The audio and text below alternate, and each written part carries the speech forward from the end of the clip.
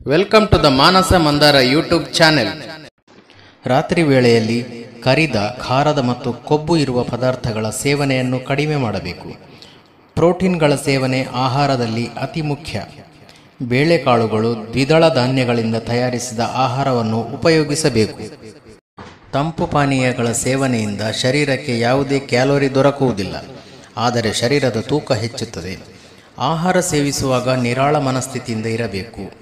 Alcohol ಸೇವನೆಯನ್ನು ತ್ಯಜಿಸುವುದು ಒಳ್ಳೆಯದು, ಇಲ್ಲದಿದ್ದರೆ ಇದು ಜೀರ್ಣಶಕ್ತಿಯ ಮೇಲೆ ದುಷ್ಪರಿಣಾಮ ಬೀರುವುದು.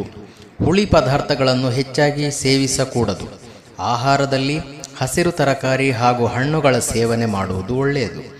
ಆತಂಕ ಕಡಿಮೆ ಮಾಡುವ ಮಾತ್ರೆಗಳು ಮತ್ತು ನಿದ್ರೆ ಮಾತ್ರೆಗಳ ಸೇವನೆ ಮಾಡಬಾರದು.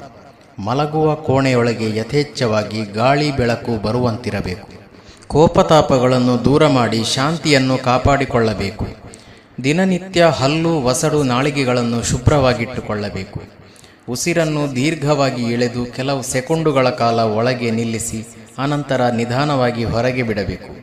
ತನಗೆ ಶಕ್ತಿ ಇರುವಷ್ಟು ಮಾತ್ರ ಕೆಲಸ ಮಾಡಬೇಕು. ಅತಿಯಾಗಿ ಕೆಲಸ ಮಾಡಿ ಆಯಾಸ ಮಾಡಿಕೊಳ್ಳಬಾರದು. ಪ್ರತಿದಿನ 6ರಿಂದ 8 ಗಂಟೆಗಳ ಕಾಲ ನಿದ್ದೆ ಮಾಡಬೇಕು. ಆಯಾಸವಾದಾಗ ವಿಶ್ರಾಂತಿ ಪಡೆಯಬೇಕು.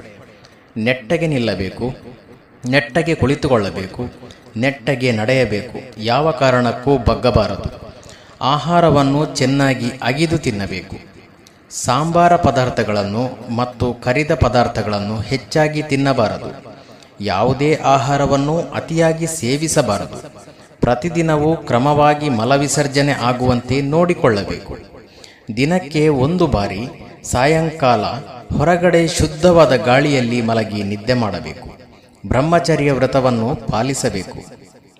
ಗಂಧಕ, ಕರ್ಪೂರ, ತುಳಸಿ, ಧೂಪ, ಶ್ರೀಗಂಧ, ಬೇವಿನ ಕಡ್ಡಿಯಿಂದ ಮನೆಯಲ್ಲಿ ಹೊಗೆ ಹಾಕಿ ಗಾಳಿಯನ್ನು ಶುದ್ಧವಾಗುವಂತೆ ಮಾಡಬೇಕು. ಮನೆಯ ಸುತ್ತ ಗೋವಿನ ಸಗಣಿಯಿಂದ ಸಾರಿಸಿ ನೈರ್ಮಲ್ಯವಾಗಿಟ್ಟುಕೊಳ್ಳಬೇಕು. ಮೆದುಳು ತನ್ನ ಕ್ರಿಯಾಶಕ್ತಿಯನ್ನು ಕಳೆದುಕೊಳ್ಳುವ ಯಾವುದೇ ಮಾದಕ ವಸ್ತುಗಳನ್ನು ಉಪಯೋಗಿಸಬಾರದು. ನಿದ್ದೆ ಮಾತ್ರೆಯನ್ನು ಉಪಯೋಗಿಸಿದರೆ ಬೇಗ ಮರಣಕ್ಕೆ ಗುರಿಯಾಗಬೇಕಾಗುತ್ತದೆ. ವೈದ್ಯರ ಸಲಹೆ ಇಲ್ಲದೆ ಯಾವ ಔಷಧಿಗಳನ್ನು ಉಪಯೋಗಿಸಬಾರದು. ವಾರಕ್ಕೆ 1 ದಿನ ಉಪವಾಸ ಮಾಡುವುದನ್ನು ರೂಢಿಯಾಗಿಟ್ಟುಕೊಳ್ಳಬೇಕು. ತಮ್ಮ ಶರೀರಕ್ಕೆ ತೊಂದರೆ ಕೊಡುವ ಯಾವುದೇ ಆಹಾರ ಪದಾರ್ಥಗಳನ್ನು ತಿನ್ನಬಾರದು.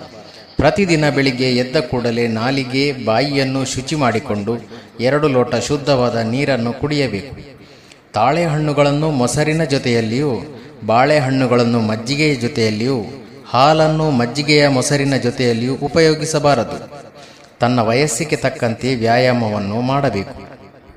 ದಿನಕ್ಕೆ 2 ವೇಳೆ ಆಹಾರವನ್ನು ಸೇವಿಸುವವನು, 2 ಸರಿ ಮಲವಿಸರ್ಜನೆ ಮಾಡುವವನು, ಅಲ್ಪ ಪ್ರಮಾಣದಲ್ಲಿ ಸ್ತ್ರೀ ಸಂಭೋಗ ಮಾಡುವವನು, 6 ಸಾರಿ ಮೂತ್ರ ವಿಸರ್ಜನೆ ಮಾಡುವವನು, ಸದಾ ಎಡಗಡೆ ಮಲಗುವವನು, ಚಿಂತೆಯ ದೂರ ಮಾಡುವ ಶಕ್ತಿಯನ್ನು ಪಡೆದಿರುವವನು ದೀರ್ಘಾಯುಷಿ ಆಗುವನು. ನಾವು ಸೇವಿಸುವ ಆಹಾರದಲ್ಲಿ ಓಟು ಧಾನ್ಯ ಮುಂತಾದ ಸತ್ವಯುತ ಪದಾರ್ಥಗಳು ಹಾಗೂ ನಾರಿನ ಪದಾರ್ಥಗಳು, ರಾಗಿ, ಕಾರ್ಬೋಹೈಡ್ರೇಟ್ನಿಂದ ಕೂಡಿರುವ ಕಾಳುಗಳು ಇರಬೇಕು. ಕರಿದ ಮಾಂಸ ಸೇವನೆಯನ್ನು ಆದಷ್ಟು ಕಡಿಮೆ ಮಾಡಬೇಕು. ಇದರಿಂದ ಶರೀರದಲ್ಲಿ ಕೊಬ್ಬು ಶೇಖರಣೆಯಾಗುವುದು ಕಡಿಮೆಯಾಗುವುದು. ಕೊಬ್ಬು ರಹಿತ ಮಾಂಸ ಅಥವಾ ಮೊಟ್ಟೆಯ ಬಿಳಿಭಾಗ ಅಥವಾ ಮೀನನ್ನು ಆಹಾರವಾಗಿ ಉಪಯೋಗಿಸುವುದು ಒಳ್ಳೆಯದು.